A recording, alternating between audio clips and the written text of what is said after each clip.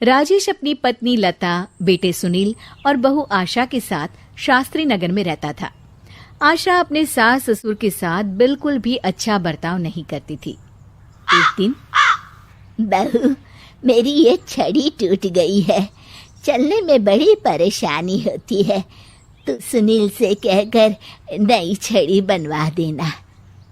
सासू माँ, एक तो इतने खर्चे होते हैं और ऊपर से आपकी ये छड़ी खरीदने निकलेंगे तो 1-1.5 हज़ार से तो कम की तो आएगी नहीं। और वैसे भी आपको कहीं आना जाना तो होता नहीं, इस टूटी हुई छड़ी से ही काम चला लीजिए, इसकी मरम्मत करवा देते हैं। आशा वहां से चली जाती है। तभी उनके पति राजेश जी वहां आ जाते हैं। तुम क्यों झूठी उम्मीद बांधती हो अपनी बहू से? लता इतने सालों में इसने कभी भी हमारा सम्मान नहीं किया, आज क्या करेगी? तभी वहां उनका पोता रोहित आ जाता है। दादी, ये देखो मैं आपके लिए क्या लाया हूँ। क्या बेटा? आपकी पुरानी छड़ी टूट गई थी ना, तो ये मैं अपनी कमाई से आपके लिए छड़ी लेकर आया हूँ।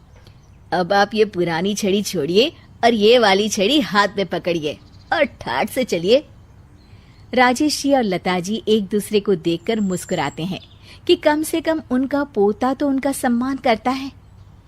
एक दिन सुनील अपने पिता के पास आता है और कहता है, पिताजी, आपने हमारा पुराना वाला घर अभी तक क्यों रखा है? मैंने कितनी बार कहा है कि हमें वो घर बेच देना चाहिए, अच्छे दाम मिल जाएंगे। मैं भी तो कितनी बार कह चुका हूँ कि वो घर मेरे जीते जी नहीं बिक सकता, वो हमारा पुश्तैनी घर है।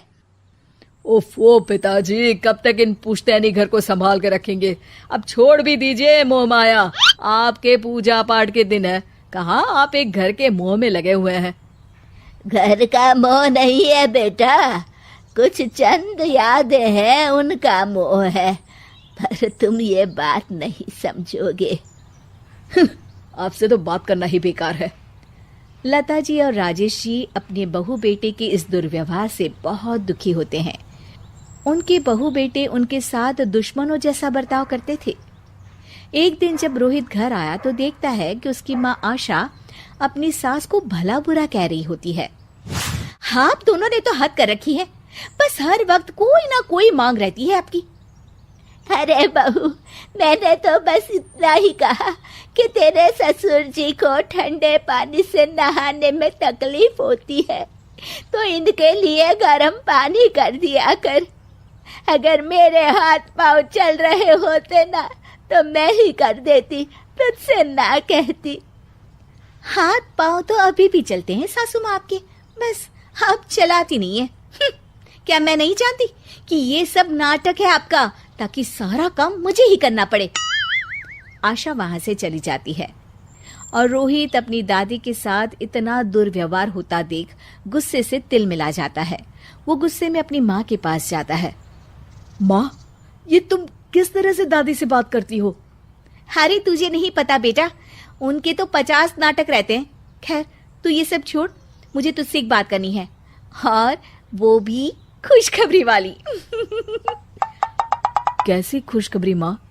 अरे तेरे पिताजी ने अपनी दोस्त की बेटी मेघा से तेरा रिश्ता तय कर दिया है। क्या मेघा से? माँ, पर हम तो बहुत अच्छे दोस्त हैं, मेघा से शादी का तो मैंने कभी सोचा भी नहीं। अरे नहीं सोचा तो अब सोच लेना। रोहित और मेघा बाहर एक दूसरे से मिलते हैं और बातें कर रहे होते हैं। मेघा, मुझे पता है कि हम दोनों की शादी होने वाली है, पर मैं तुम्हें एक बात अभी से बता देना चाहता हूँ। क्या रोहित? यही कि मेरी माँ एक अच्छी सास नहीं बनेगी, क्योंकि वो एक अच्छी बहू नहीं है। पर रोहित, आंटी को तो मैं बचपन से जानती हूँ, वो तो बहुत अच्छे स्वभाव की हैं। वो स्वभाव पता नहीं मेरे दादा दादी जी के लिए क्यों नहीं दिखता। उन्हें तो वो हर वक्त बुरा भला ही कहती रहती है। मैं चाहता हूँ कि उन्हें ये पता चले कि वो ये बहुत गलत कर रही है। मैंने कुछ सोचा है जिससे माँ सही रास्ते पर आ सकती है। मेघा, क्या तुम इसमें मेरा साथ दोगी? तुम जैसा कहोगी मैं वैसा ही करूंगी रोहित, मैं तुम्हारे साथ हूँ। मेघा और रोहित दोनों की शादी हो जाती है और मेघा अब आशा की बहू बनकर उनके घर आती है। बहू, ये देख, मैंने तेरे लिए ये हार बनवाया है। ये भी कोई हार है? मैं तो सोच रही थी कि आप मुझे डायमंड नेकलेस देंगी, पर ये क्या सस्ता सा हार पकड़ा दिया आपने मुझे। आशा को ये सुनकर गुस्सा आ जाता है। वो मेघा पर बरस पड़ती है। बहू, मैं तुम्हारी सास हूँ, मुझसे तमीज से बात किया करो, समझी? वरना अच्छा नहीं होगा।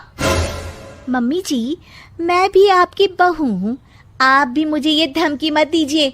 मेरे पिताजी वकील हैं, अगर आपने मुझ पर कोई भी अत्याचार किया ना, बस एक ही बारी में अंदर करवा दूंगी। हाँ। मेघा रोहित की तरफ देखकर मुस्कुराती है। लता जी और रमेश जी देखते रह जाते हैं। मेघा कैसे अपनी सास को उन्हीं की भाषा में उनकी गलती का एहसास दिलाती है। जानने के लिए देखिए जैसे को तैसा पार्ट 2।